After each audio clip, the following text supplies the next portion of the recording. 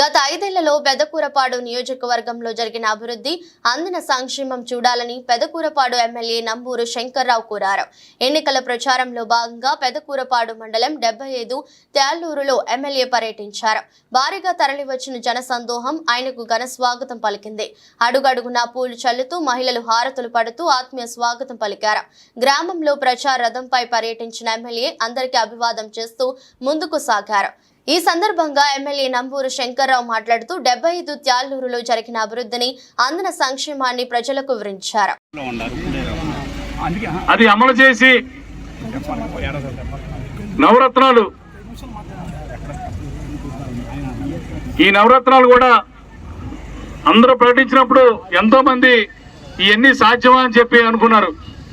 కానీ మొట్టమొదటిసారిగా ఒక ముఖ్యమంత్రి ప్రకటించిన హామీలన్నీ కూడా నెరవేర్చిన దాంట్లో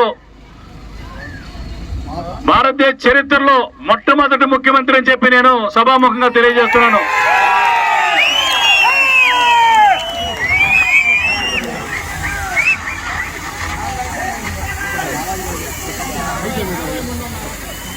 ఒక్కసారి ఆలోచించండి, కరోనా పరిస్థితుల్లో కూడా అక్కజెల్లెల అకౌంట్లోకి అమ్మఒడి కానీ, చేయూత కానీ, ఈబీసీ నేస్తం కానీ, కాపు నేస్తం కానీ, ఫీజు రింబర్స్ కానీ, రైతు భరోసా కానీ, ఇలాగా ప్రతిదీ కూడా వసతి దీవెన ఇవన్నీ కూడా ఎక్కడ కూడా ఆపకుండా మరి అక్కజెల్లెల అకౌంట్లోకి డైరెక్ట్గా మధ్యలో దళారీలు లేకుండా మొట్టమొదటిసారిగా హామీలన్నీ నెరవేర్చుకున్న నాయకుడు మన జగన్మోహన్ రెడ్డి గారు.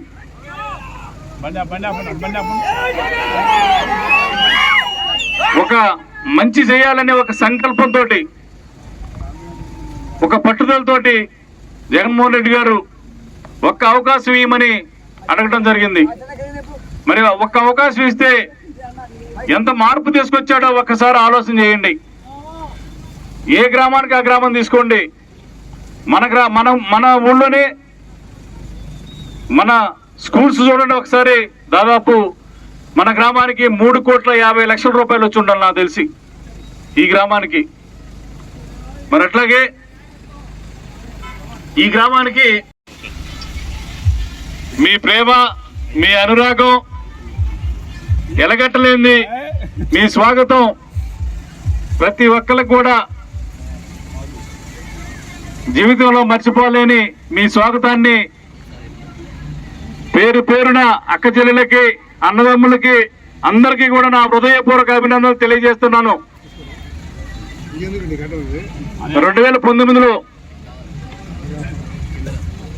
నేను వచ్చినప్పుడు మీరు ఇదే స్వాగతం పలికారు. నాకు నన్ను ఆశీర్వదించి అసెంబ్లీకి పంపించారు. ప్రతి ఒక్కరికి కూడా ధన్యవాదాలు తెలియజేస్తున్నాను.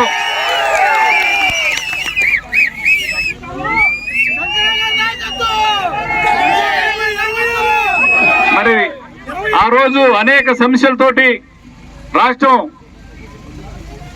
వెనకబడిపోయింది. మరి ఆ సమస్యలన్నీ మేము తీరుస్తామని చెప్పి జగన్మోహన్ రెడ్డి గారు నవరత్నాలు ప్రకటించి మరి ఎలక్షన్లో రావడం జరిగింది. ప్రజలు మనల్ని నమ్మి మనకు ఓటేయడం జరిగింది. మరి అవన్నీ కూడా జగన్మోహన్ రెడ్డి గారు ఏదైతే ప్రకటించాడో అవన్నీ అమలు చేసి ఈ రోజున మరలా మేము సంక్షేమ కార్యక్రమాలు, అభివృద్ధి కార్యక్రమాలు చేశామని చెప్పి ఈ రోజున మరలా ఎలక్షన్లో రావడం జరిగింది. మరలా జగన్మోహన్ రెడ్డి గారిని దీవించి మీరందరూ కూడా ఆయన ముఖ్యమంత్రిగా ఉంటేనే పేదవాడికి అండగా ఉంటాడు. పొరపాటు జరిగితే పేదవాడికి, పెత్తందారులకి మధ్య వ్యత్యాసం అనేది కనపడతా ఉంది. మరి ఇప్పుడు ప్రతి పేదవాడు